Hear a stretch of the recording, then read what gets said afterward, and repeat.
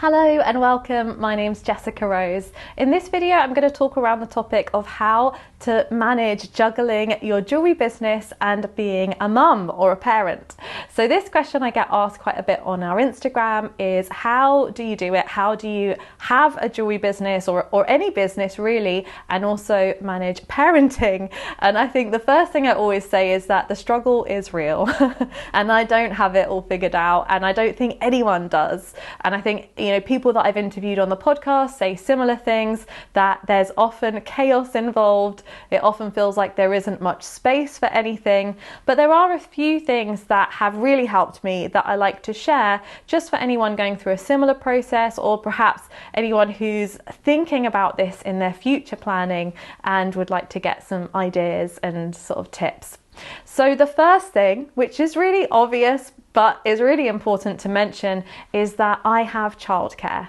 And I didn't for the first sort of 6 months or so after my son was born, but from then onwards he was in nursery 3 days a week. So I didn't work for those 6 months that I had him at home with me after I'd given birth, but then he did go into nursery 3 days a week, and that was really important for me because I really struggle to work at the same time as looking after a child. I know that some people can do it and that's the only way it can work for them, but I very much need my space and my time to be able to focus on my business. So even though it can be a little bit scary sometimes to pay for childcare whilst you're running your own business, I believed in what I was doing enough, and I believed in the long-term kind of advantages of that, of being able to go for it and have some childcare so that I had that time and space to work on my business, and then I had plenty of time for me to be with him as well. So that is the first thing, is just have a think about how you want to manage your childcare, when you can get it, if you can get it.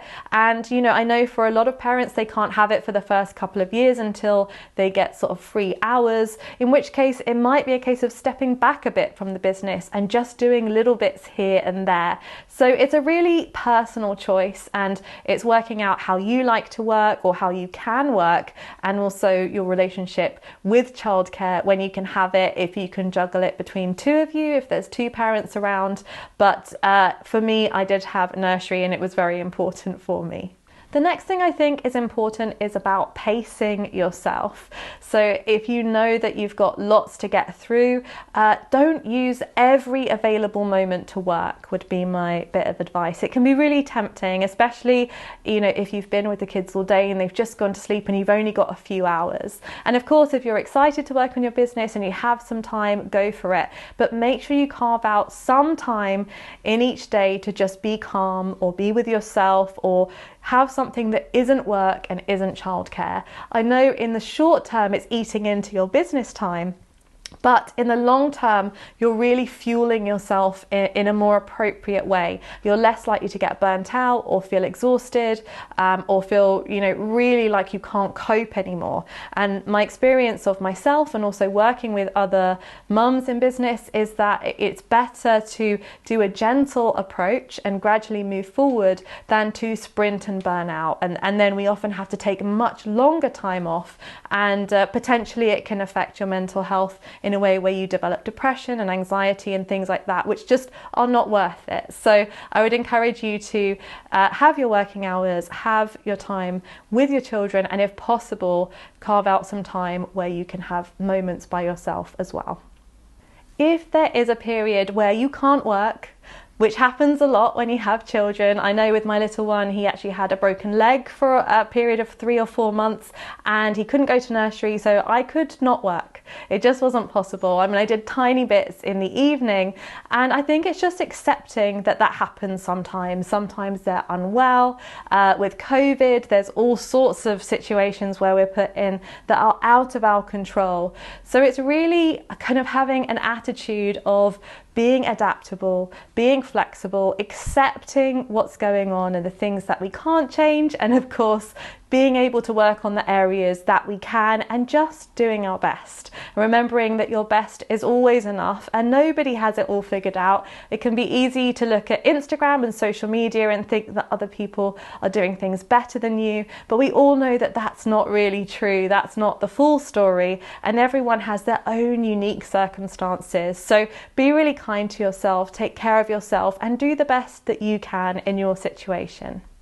Finally, I would encourage you to really celebrate your successes. You are doing wonderful things, and every success is worth celebrating and really kind of appreciating, because you didn't have to do any of those things and you are doing them. So make sure you acknowledge the progress that you're making. It will help to motivate you and inspire you, and focus on some gratitude as well. If you can, build that into some of your practice in your day, in your week, to say, what are a few things that you feel really grateful for? It will help to energize you and make you realize that there's so many great things, even when it's a little bit chaotic and there's lots going on, and often we are pretty exhausted as well. So best of luck with juggling, parenting, and your business. I know that you can do it in the way that is right and unique for you. Do take care of yourself, and feel free to come and share your tips below as well. Is there anything that works for you? Have you managed to get into a good routine? Anything that you can share. We're all different, but it's lovely to hear positive experiences from people in the community, or anything that you want to vent as well. We know that sometimes it can be very challenging. So thank you so much for watching this video, and I look forward to seeing you on another one very soon. If you enjoyed this video, do give it a like, and please subscribe to our YouTube channel. And if you would like to find out more about our free online courses and join our community, visit us at jewelersacademy.com.